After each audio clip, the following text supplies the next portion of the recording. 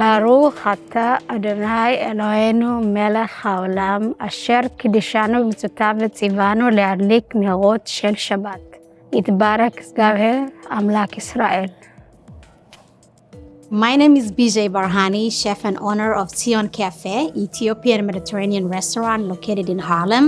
We're all about celebrating Jewish diversity through food. Shabbat, or as we call it in Ethiopic, Sanbet, or Qadam, it's a very much meaningful and unique day. You don't do any labor, which means it's a day you don't do any work, and not to associate yourself with any daily routines. Jewish communities around the world observe the Sabbath on the seventh day of the week, from sundown on Friday night to sundown on Saturday. The Sabbath commemorates the day of rest after the creation of the world. This day marks a time when people can find respite from the busy week, and many stop work altogether. It's a day where we're supposed to rest, be joyful, connect with our family members, and give thanks for whatever we have. And we do that through our food in anticipation, actually, of welcoming the Shabbat. The family table is a centerpiece for Kabbalat Shabbat, Hebrew for the welcoming of the Sabbath.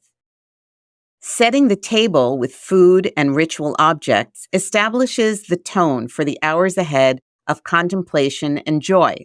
Ritual objects like these, including Kiddush cups, challah covers, and candlesticks, are all part of the Jewish Museum's outstanding collection of Judaica. One highlight of the museum's collection is the painting Friday Evening by the Austrian artist Isidor Kaufmann. Kaufmann created this work around 1920. The painting was inspired by homes that he visited in small towns in Western Hungary, Galicia, and Russian Poland. The painting captures the spirituality of the Sabbath and the anticipation of the day of rest to come. A woman in a white headdress sits alone, looking pensive. She has just set the table, and on it are examples of the ritual objects associated with welcoming the Sabbath on a Friday evening, namely a Kiddush cup for wine, 2 candlesticks, and a challah, the special bread baked for the occasion, which is covered by a white cloth. The crispness of the white fabric, both in this painting and in other collection works related to the Sabbath, underscores the sanctity of a specific moment in time. To welcome the Sabbath, the candles are lit before sunset, and a blessing is recited. Historically, the candles were functional, providing light during the dark evening.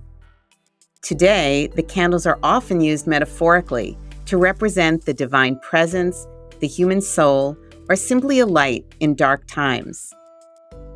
Once the Sabbath begins, the Kiddush is recited over a cup of wine. Kiddush, or Kiddush, means an act of sanctification, and the prayer welcomes the holiness of the day. Here we have our honey wine, our Taj, which is ancient drink mead. A blessing is also said over the challah, which is eaten at the Friday evening meal. The form of the loaves can vary based on local ingredients and religious traditions. In Ashkenazi cultures, for example, the challah is often braided. This is our traditional dabo. The equivalent of challah bread is usually made from flour, a little bit of yeast. You can add some sugar or a little bit of egg. But if you want to bless hamotzi on it, you shouldn't add sugar or egg. Otherwise, it's considered as a cake. So that's the dabo bread. And I'm covering it with the nice family portrait of welcoming the Shabbat. The challah is typically covered with a special cloth, often adorned with designs or inscriptions. Some believe the bread is covered to indicate that the Sabbath meal may only begin after the blessing on the wine, while others suggest the bread is concealed so as not to be shamed because the wine is consumed first.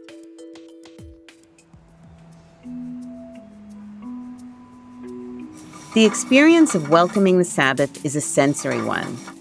The scent of baking bread and other foods fill the home as many use this moment of pause from the busy week to gather with friends and family.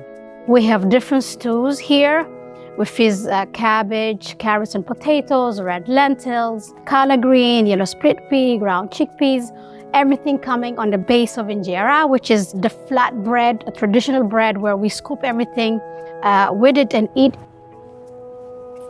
And of course, for Shabbat meal, the traditional dorowat, that is a must-have on a dinner. It's usually a whole chicken served with hard-boiled egg. And that particular process, it takes a little bit of time because you have to make this hearty, thick stew, which is the base of garlic, ginger, onion, and of course, a lot of berbere, which is a spice blend that make everything delicious within Ethiopian cuisine. Very nutritious, delicious, spicy. Of course, accompanied by all of these vegetables. Eating meat on a daily basis is not what we do within our community. You always want to keep your protein or your best fish or chicken for the Shabbat, so there is more appreciation. When I was 4, we left Ethiopia and started migrating towards Sudan. 300 people making the movement to immigrate to Sudan and eventually arrive to Israel. I remember how my community, my family were very devoted to Shabbat, was that we are in the middle of desert and, it was a journey, a treacherous journey of about a month plus to arrive to Sudan. But nonetheless, I can tell you that when Shabbat was on the horizon, people would not continue walking. They would stop, even though it was dangerous. They might be persecuted or caught by the Ethiopian authorities. They say, we stop here. We're not going to keep walking. We're going to make our bread and welcome Shabbat. Shabbat will protect us. Nonetheless, so in the middle of nowhere, over 300 people sitting and observing the Shabbat, that's a beautiful devotion that, people risk their life. So that's something that is very dear to me that I recall all the time. And of course, we finally made it to Sudan, and then we arrived to Israel. The first time we saw people driving on a Shabbat or doing different daily routines on a Shabbat was very shocking because Ethiopian Jews are very ancient people that practice Judaism much to the old times. The strictness or observing the Shabbat is a given. It's not if you are Orthodox, conservatives, or Reform. There is no such thing. Everybody observe the Shabbat, and this is how it is. So to be in a society among Jews from all over the diaspora, all of a sudden, this is not practiced like that. It's a bit different. But that's the beauty within Jewish diaspora. You learn from your other Jew from different country, and an acceptance and celebration of the beautiful, mosaic, diverse Jewish tradition.